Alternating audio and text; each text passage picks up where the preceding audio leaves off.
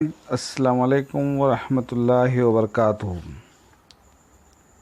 Video lesson series के तहत आज हम डिग्री साल दुवम सेमिस्टर सुवम के तहत मुताले अदब के हिस्से नसर से नावल से इंतखाब नसूख की सलीम से गुफ्तगू को लेकर हाजिर हुए हैं। इस मज़मून के तख्लीक़कार डिप्टी नज़ीर अहमद है। दरअसल ये उनके नावल तौबतुन नसूख की से जो है अख्ज़ किया गया है। तो आज के इस वीडियो लेसन में हम सब में पहले नावल के माना और मफ़हूम से वाक़िफ़ियत हासिल करेंगे, नावल के फ़न पर गुफ्तगू करेंगे, नावल के तारीख़ी पस मंज़र से वाक़िफ़ियत हासिल करेंगे, साथ ही डिप्टी नज़ीर अहमद के फ़न और शख्सियत और इस नावल का जो इंतखाब आपकी किताब में यानी कि निसाबी किताब में शामिल है उसका मुताला, उसका ख़ुलासा पेश किया जाएगा। उम्मीद के आप इस वीडियो से शुरू से लेकर आखिर तक जुड़े रहेंगे और इससे वीडियो से इस्तेफ़ादा करेंगे। आइए चलिए मुताला शुरू करते हैं। नावल से इंतखाब नसूख की सलीम से गुफ्तगू। इब्तिदा में हम नावल की तारीफ़ और उसके मफ़हूम से वाक़िफ़ियत हासिल करेंगे। नावल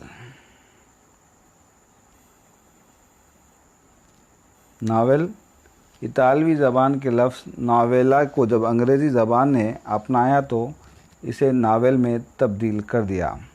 अंग्रेज़ी से उर्दू में ये लफ्ज़ जूँ का तू इस्तेमाल किया गया, जिसके माने अनोखा या निराले के हैं। तो अज़ीज़ तालिब इल्मों, जैसा कि आपको यहाँ बात बताई जा रही है कि नावल का जो लफ्ज़ है वो अंग्रेज़ी के नावेला से जो है तब्दील करके इख्तियार किया गया है। अंग्रेज़ी से उर्दू में लफ्ज़ जूँ का तू इस्तेमाल हुआ है, जिसके माने नया, अनोखा या निराले के हैं। क़िस्सा या कहानी का ऐसा अंदाज़ जिसमें ज़िंदगी की करीब की हकीकतों को ख़याली सतह पर ऐसा बयान किया जाए कि वह हकीकत ना होते हुए भी हकीकत की निशानदेही करे। यानी नावल में क़िस्सा या कहानी का ऐसा अंदाज़ इख्तियार किया जाता है जो ज़िंदगी के करीब तरीन हकीकतों पर मुश्तमिल होता है और ख़याली सतह पर ऐसा बयान किया जाए कि हकीकत ना होते हुए भी हकीकत की निशानदेही करे। ऐसे क़िस्से या कहानी को नावल कहा जाता है। किसी क़िस्से या कहानी में ज़िंदगी के करीब के किरदार जो ख़याली अंदाज से प्लाट में शामिल किए जाते हैं और जिन पर हकीकत का गुमान हो, इसे नावल का मौक़िफ़ हासिल है। क़िस्से में नुदरत को शामिल करते हुए किरदारों के अमल का मरबूत बयान में पेश करना नावल है, जो हकीकत ना होते हुए भी हकीकत की झलकियाँ पेश करने में कामयाब हो जाता है। नावल वसी कैनवस का अहाता करता है, इसलिए नावल में माफ़ौक़ुल फ़ितरत अनासिर और किरदार का दखल नहीं है। नावल का क़िस्सा, प्लाट, किरदार और मनाज़िर सब कुछ ख़याली होने के बावजूद हकीकत की गुंजाइश बाकी रखते हैं और इस हकीकत की बुनियाद पर नावल को दास्तान से मुख्तलिफ नसर का दर्जा हासिल है। और इस तालिब इल्मों, आप इस बात से भी वाकिफ़ हैं कि उर्दू का जो अदब है, अदबी सरमाया है, वो हिस्से शायरी और हिस्से नसर पर मुश्तमिल है। हिस्से नसर को अफ़सानवी और गैर अफ़सानवी अदब में तक़सीम किया गया है, फ़िक्शन और नॉन फ़िक्शन। तो इसी तरह से ये जो नावल है वो फ़िक्शन में ही शामिल है, लेकिन इस नावल में और दास्तान में बहुत ज़्यादा फ़र्क पाया जाता है। तो यहाँ पर आपको बताया गया कि नावल में नावल का मफ़हूम क्या है, उसका जो है तारीफ़ क्या है। आइए आगे बढ़ते हैं और नावल के फ़न से मुताल्लिक़ गुफ्तगू करते हैं। नावल का फ़न। नावल में ऐसे क़िस्से या कहानी को पेश किया जाता है जिसमें ज़िंदगी के हक़ाइक़ मिलते हैं। यानी नावल में ऐसा कहानी यानी ऐसा क़िस्सा होता है जिसमें ज़िंदगी के हक़ाइक़ नज़र आते हैं, मिलते हैं। अक़ली एतबार से समाज में पेश आने या पेश आए हुए वाक़े को भी नावल के रूप में पेश किया जाता है, जिसमें हकीकत निगारी को पेश नज़र रखा जाता है। नावल ज़्यादा तवील नहीं होता। किसी नावल को लिखने के लिए جو چیزوں کی ضرورت ہے دیکھیے کہ نمبر 1 کہانی، نمبر 2 پلاٹ، نمبر 3 کردار، نمبر 4 مکالمے، نمبر 5 زمان و مکان یا پس منظر، نمبر 6 نظریہ حیات، نمبر 7 اسلوب کے علاوہ کسی بھی کہانی کی طرح کسی بھی ناول میں ابتدا، عروج اور تصادم کے ساتھ ساتھ اختتام کا لحاظ رکھنا ضروری ہے۔ یعنی ناول کے فن کے متعلق یہاں کہا جا رہا ہے کہ ناول میں جو کیا کہنا چاہیے، ناول کے جو اجزاء ہیں یا پھر ناول کو لکھنے کے لیے جو طریقہ کار اختیار کیا گیا ہے اس میں یہ چیزوں کا ہونا ضروری ہے، جیسے کہ کہانی، یعنی ناول کی کوئی نہ کوئی ایک کہانی ہو اور پلاٹ ہو ناول کا، اور کردار ہو، کیریکٹرز ہو، مکالمے ہو یعنی کہ ڈائلاگس ہو، اور زمان و مکان یا پس منظر ہو یعنی اس کا کوئی ایک سینیرو ہو، اور نمبر 6 نظریہ حیات ہو، نمبر 7 اسلوب کے علاوہ اس کا جو اسٹائل ہے لکھنے کا، کسی بھی کہانی کی طرح کسی بھی ناول میں ابتدائی، عروج اور تصادم کے ساتھ ساتھ اختتام کا بھی لحاظ رکھنا ضروری ہے۔ ناول کے کرداروں میں بھی کشمکش کا انداز موجود ہوتا ہے۔ ناول کے کرداروں میں زندگی کی قربت اور تحریک کا ہونا بھی ضروری ہے۔ اچھے برے ہر قسم کے کرداروں کی عکاسی ناول میں محسوس کی جا سکتی ہے۔ ناول کا پلاٹ چست اور دلکش ہونا چاہیے، مکالمے مختصر اور جامع کے ساتھ ساتھ مواقع اور متاثر کن ہونے چاہیے۔ نیکی اور سچائی کی ازلی فتح اور برائی کے علاوہ ہر قسم کی بے روی کے خاتمے کے لیے کرداروں کے ذریعے پلاٹ میں تصادم کو شامل کیا جاتا ہے۔ تصادم یا ٹکراؤ کا لمحہ ناول میں اس وقت آتا ہے جب کہانی نقطۂ عروج کو پہنچتی ہے۔ ناول کے فن کا ہم نے یہاں پر تذکرہ کیا ہے کہ ناول کو میں لکھنے کے لیے کن اصولوں کو برتا جاتا ہے اور ناول کے اجزاء کیا ہیں۔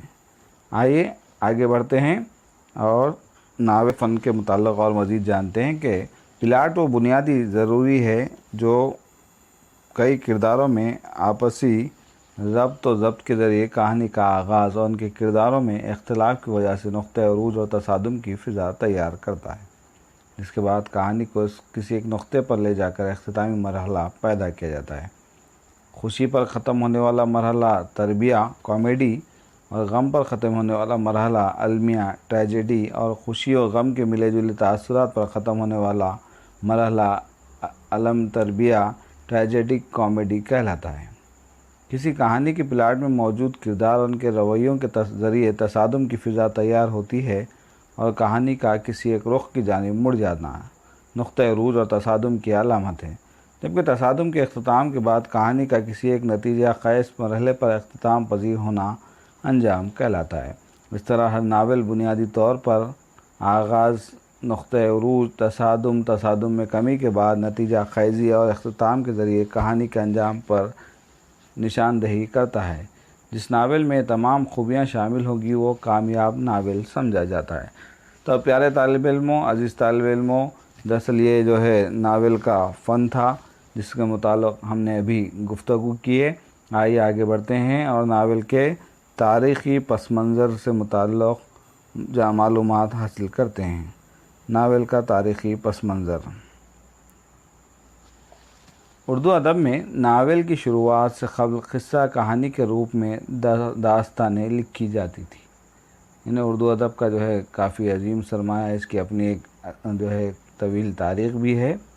تو اردو ادب میں جو ناول کی جو صنف کا آغاز ہے اس کے متعلق اس کے آغاز سے قبل اردو ادب میں قصہ کہنا، داستان گوئی عام تھی، اور داستانیں اس دور میں لکھی جاتی تھی، سنی جاتی تھی، پڑھی جاتی تھی۔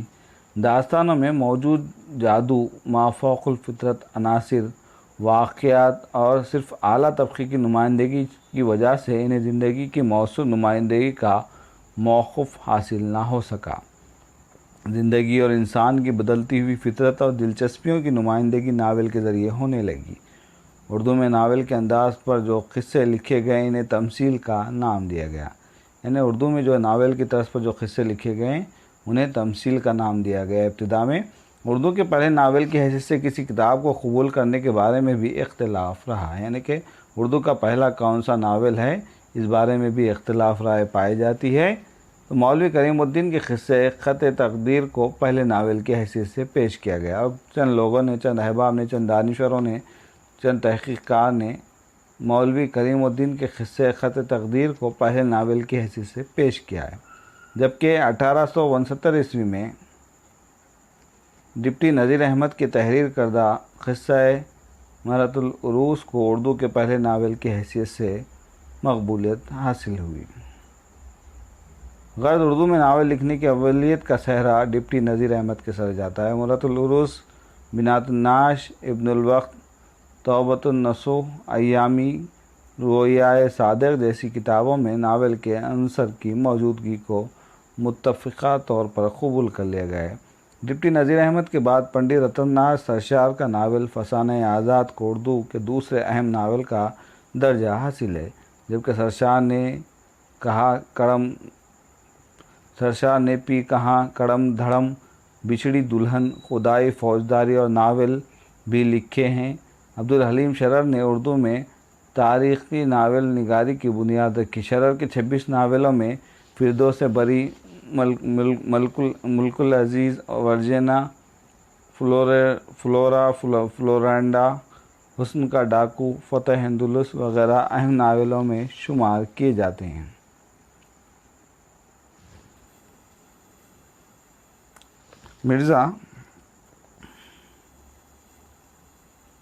مرزا محمد ہادی رسوا نے اردو ناول کو ایک نئی جہت عطا کی اور انہوں نے طوائف کی زندگی پر ناول لکھ کر عمرہ و جان ادا کی وجہ سے شہرت حاصل کی۔ علامہ راشد الخیری کو مصور احوال غم کا لقب دیا گیا۔ انہوں نے غمگین ناول نگاری کی بنیاد رکھی۔ سیدہ کا لال، آمینہ کا لال، صبح زندگی اور شام زندگی کے علاوہ سراب مغرب جیسے ناولوں کی وجہ سے شہرت حاصل کی۔ منشی فیاض علی کا ناول انوار بھی اہمیت کا حامل ہے۔ اردو ناول نگاری میں منشی پریم چند کے ناولوں نے نئی تبدیلی لائی۔ دیہات کا ماحول، کسان کی قسم پرسی، جدوجہد آزادی کے علاوہ انسانی رویوں کی جھلکیاں ان کے ناولوں میں نمایاں ہیں۔ گاؤدان، نرملا، بازار حسن، جلوہ ایثار، گوشہ عافیت، میدان عمل اور بیوہ ان کے مشہور ناول ہیں، جس میں سماجی مسائل اور بھید بھاؤ کے علاوہ کسانوں کے مسائل کو پیش کیا گیا ہے۔ نیاز فتح پوری نے شہاب کی سرگزشت اور شاعر کا انجام ناول پیش کر کے رومانوی ناول نگاری کا آغاز کیا۔ اس کے بعد ترقی پسند ناول نگاروں نے ہر قسم کی حقیقتوں کو ناول میں پیش کیا۔ ناول شکست کرشن چند، ٹیڑھی لکیر، عصمت چغتائی، گریس، عزیز احمد، لندن کی ایک رات، سجاد ظہیر کے ناولوں نے ادب میں اہم مقام حاصل کیا، جس کے بعد قرۃ العین حیدر کے ناول آگ کا دریا، میرے بھی صنم خانے کو شہرت حاصل ہوئی۔ شوکت تھانوی اور عظیم بیگ چغتائی نے اردو میں مزاحیہ ناولوں کی بنیاد رکھی۔ ڈیئر اسٹوڈنٹس، عزیز طالب علموں، جیسا کہ یہاں پر اس بات کو واضح کیا گیا کہ اردو میں پہلے ناول نگار کی حیثیت سے ڈپٹی نذیر احمد صاحب کو قبول کیا گیا ہے اور ان کے ناول کو پہلا اردو کا ناول قرار دیا گیا ہے، اور یہاں پر ناول نگاری کی مختلف لوگوں کے یعنی کہ جو ناول نگار ہیں، نیاز فتح پوری ہو، منشی پریم چند ہو، عصمت چغتائی ہو، عزیز احمد، ان سب کے ناولوں کا مختصر سا تعارف یہاں پر پیش کیا گیا۔ تو یہ ناول نگاری کا تاریخی پس منظر تھا۔ اب آئیے آپ کی جو نصابی کتاب ہے اس میں شامل ڈپٹی نذیر احمد صاحب جو تخلیق کار ہیں ان کے تعارف اور شخصیت سے ہم واقفیت حاصل کرتے ہیں۔ ڈپٹی نذیر احمد 1836 عیسوی میں پیدا ہوئے اور 1912 عیسوی میں ان کا انتقال ہوا۔ اردو نثر کو داستانوی دور سے نکال کر ناول سے وابستہ کرنے والے ادیبوں میں ڈپٹی نذیر احمد پیش ہے، یعنی اس دور میں ڈپٹی نذیر احمد کے دور میں داستانوی دور تھا۔ کہانی لکھنا، کہانی سننا اس دور کا پسندیدہ مشغلہ رہا تھا، لیکن داستانوں میں حقیقت کی تلاش جو ہے دور دور تک نظر نہیں آتی، لیکن ناول میں کسی حد تک حقیقت کی زندگی کی حقیقتوں کو بیان کیا جاتا ہے۔ بہرحال اس دور میں داستانوی ادب کے دور میں داستان اردو جو نثر تھی ہماری، اس کو داستانوی نثر سے نکال کر ناول نگاری میں جو ہے پہنچانے میں ڈپٹی نذیر احمد کا بہت ہی اہم کردار رہا ہے۔ ان کی پیدائش بجنور میں ہوئی لیکن دلی میں تربیت پائے۔ دہلی کا ٹیٹ کرخندی کاری کا لہجہ ان کی نثر میں محسوس کیا جاتا ہے۔ اردو میں تمثیلی قصے لکھ کر ناول نگاری کی بنیاد رکھی۔ ان کے بیشتر ناول اخلاقی اور مشرقی اقدار کی نمائندگی کرتے ہیں، جنہیں انہوں نے اپنی اولاد کی تربیت کے لیے لکھا تھا۔ ان کی لکھی ہوئی کتابوں پر انگریزی حکومت سے اعزازات بھی حاصل ہوئے۔ ڈپٹی نذیر احمد نے اردو کا پہلا قاعدہ صرف صغیر لکھا اور ہندوستانی قانون کے اصول کا انگریزی سے اردو میں ترجمہ کر کے تعزیرات ہند کا نام دیا۔ تو ڈپٹی نذیر احمد کے ادب میں اور بھی بہت سے کارنامے ہیں۔ دراصل یہ ناول نگاری کا آغاز کرنے کی وجہ یہ رہی کہ وہ اپنے اولاد کی تربیت چاہتے تھے، وہ اپنے بچوں کی جو ہے اصلاح چاہتے تھے، ان کو جو ہے سدھارنا چاہتے تھے، ان کو جو ہے بہتر سے بہتر تعلیم دینا وہ چاہتے تھے۔ لحاظ سے انہوں نے اردو کے ناول لکھے۔ انہوں نے مزید یہ بھی کام کیا کہ اردو کا جو پہلا قاعدہ ہے صرف صغیر وہ بھی لکھا۔ پھر ہندوستانی قانون کے اصول جو ہیں تعزیرات ہند کا، اس کو نام دے کر اس کو بھی شائع کیا۔ مسجد کے مولوی کے گھر تربیت پائی تھی اور ان کی صاحبزادی سے شادی کی تھی، جس کی وجہ سے ان کی نسل پر مولویانہ اثرات کا غلبہ دکھائی دیتا ہے۔ انہوں نے اپنے تمام ناولوں کے نام عربی تراکیب کے ساتھ لکھے۔ مرۃ العروس، بنات النعش، توبۃ النصوح، مبتلا، ایامی، رویا صادق، ابن الوقت جیسے ناول ان کی عربی دانی کا ثبوت دیتے ہیں۔ ان کے ناولوں کا مقصد نئی نسل کو مغربی تہذیب کی گمراہی سے بچانا، مذہبی بیداری اور اصلاح معاشرہ رہا۔ انہوں نے تمام ناولوں میں مشرقی تہذیب کی حمایت اور یورپ کی تقلید پر افسوس کا اظہار کیا ہے۔ ابن الوقت کو ان کے شاہکار ناول میں شمار کیا جاتا ہے، جس میں انہوں نے مشرقی تہذیب سے محبت اور مغربی تہذیب سے چھپ چھپ کر پیار کرنے کا انداز اختیار کیا ہے۔ توبۃ النصوح ان کی اخلاقی ناول میں اہم ناول قرار دیا جاتا ہے، جس میں مذہب بیداری کے برے نتائج اور اخلاق و تہذیب سے وابستگی کی وجہ سے سدھار کے روشن امکانات کی نشاندہی کی گئی ہے۔ زیر نظر مضمون میں بھی اخلاقی باتوں کی تعلیم دی گئی ہے، اور یہ اقتباس ڈپٹی نذیر احمد کے مشہور ناول توبۃ النصوح سے منتخب کر کے طلباء کے مطالعے کے لیے پیش کیا گیا ہے۔ جیسا کہ ابھی ہم نے ڈپٹی نذیر احمد کی شخصیت اور ان کے علمی کارناموں سے واقفیت حاصل کی، اور یہاں پر اس بات کی واضح کیا گیا ہے کہ یہ جو ناول ہے وہ اخلاقی ناولوں میں شمار ہوتا ہے، اور اس ناول کے توبۃ النصوح کے کچھ حصے کو ہی یہاں پر پیش کیا گیا ہے۔ تو آئیے ہم ڈپٹی نذیر احمد کے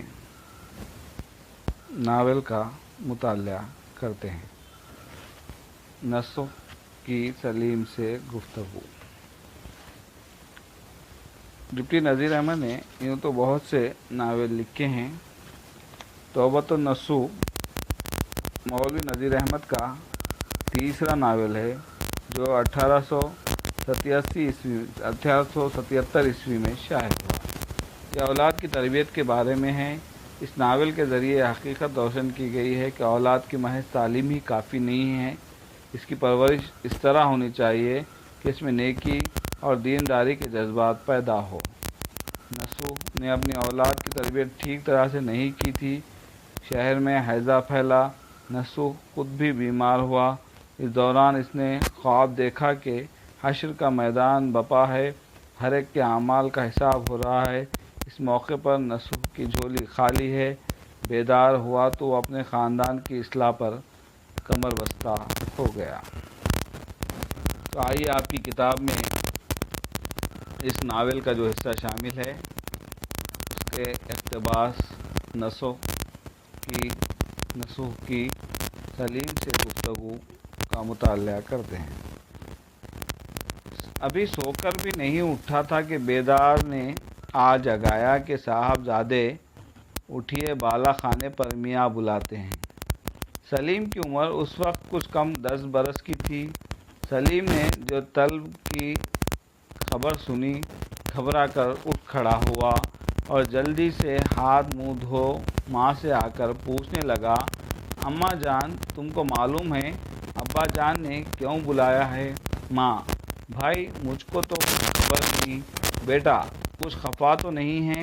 ماں: ابھی تو کوٹھے پر سے بھی نہیں اترے۔ سلیم: بیدار، تجھ کو کچھ معلوم ہے؟ بیدار: میاں میں اوپر لوٹا لینے گئی تھی۔ میاں: اکیلے بیٹھے ہوئے کتاب پڑھ رہے تھے، میں آنے لگی تو میاں نے آپ کا نام لیا اور کہا ان کو بھیج دو۔ سلیم: صورت سے کچھ غصہ تو نہیں معلوم ہوتا تھا؟ بیدار: نہیں تو۔ سلیم: تو اماں جان تم بھی میرے ساتھ چلو۔ ماں: میری گود میں لڑکی سوتی ہے، تم اتنا ڈرتے کیوں ہو؟ جاتے کیوں نہیں؟ سلیم: کچھ پوچھیں گے؟ ماں: جو کچھ پوچھیں گے تم اس کا معقول طور پر جواب دینا۔ غرض: سلیم ڈرتا ڈرتا اوپر گیا اور سلام کر کے الگ جا کھڑا ہوا۔ آگے دیکھیں۔ باپ نے پیار سے بلا کر پاس بٹھا لیا اور پوچھا، کیوں صاحب ابھی مدرسے نہیں گئے؟ بیٹا: جی بس اب جاتا ہوں، ابھی کوئی گھنٹے بھر کی دیر۔ اور باپ: تم نے اپنے بھائی کے ساتھ مدرسے جاتے ہو یا الگ؟ بیٹا: کبھی کبھار بھائی جان کے ساتھ چلا جاتا ہوں، ورنہ اکثر اکیلے جاتا ہوں۔ باپ: کیوں بیٹا، اگلے مہینے امتحان ہونے والا ہے، چھوٹے بھائی جان اسی کے واسطے تیاری کر رہے ہیں۔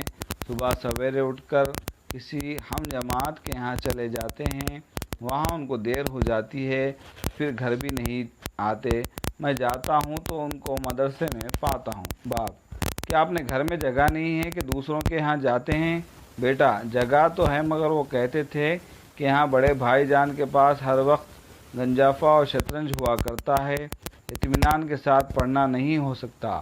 باپ: تم بھی شطرنج کھیلنی جانتے ہو؟ بیٹا: مہرے پہچانتا ہوں، چالیں جانتا ہوں، مگر کبھی خود کھیلنے کا اتفاق نہیں ہوا۔ باپ: مگر زیادہ دنوں تک دیکھتے دیکھتے یقین ہے کہ تم بھی کھیلنے لگو گے۔ بیٹا: شاید مجھ کو عمر بھر بھی شطرنج کھیلنی نہ آئے گی۔ باپ: کیوں، کیا ایسی مشکل ہے؟ بیٹا: مشکل ہو یا نہ ہو، میرا جی نہیں لگتا۔ باپ: سبب؟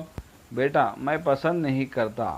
باپ: چونکہ مشکل ہے، اکثر مبتدی گھبرایا کرتے ہیں، مجھ کو یقین ہے گنجافہ میں تمہاری طبیعت خوب لگتی ہوگی، وہ بنسبت شطرنج کے بہت آسان ہے۔ بیٹا: میں شطرنج کی نسبت گنجافہ کو زیادہ تر ناپسند کرتا ہوں۔ باپ: ہاں، شطرنج میں طبیعت پر زور پڑتا ہے، گنجافہ میں حافظہ پر۔ بیٹا: میری ناپسندگی کا کچھ خاص کر یہی سبب نہیں ہے، بلکہ مجھ کو سارے کھیل برے معلوم ہوتے ہیں۔ تو یہ مختصر سا حصہ تھا جو آپ کے نصابی کتابیں میں شامل ہے۔ بہرحال اس ناول توبۃ النصوح کے ذریعے مولوی نذیر احمد اپنی اولاد کی تربیت چاہتے تھے۔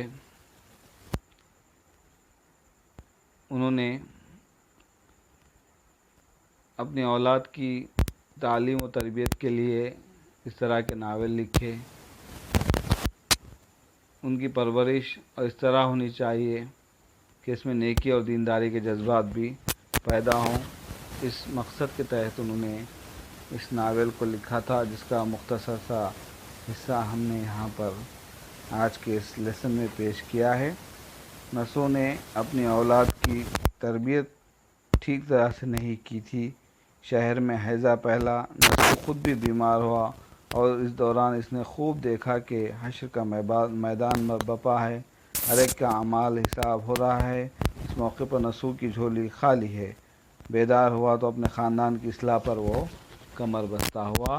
تو ڈپٹی نذیر احمد نے اپنے اس ناول کے ذریعے سے اولاد کی تربیت کو پیش نظر رکھا ہے۔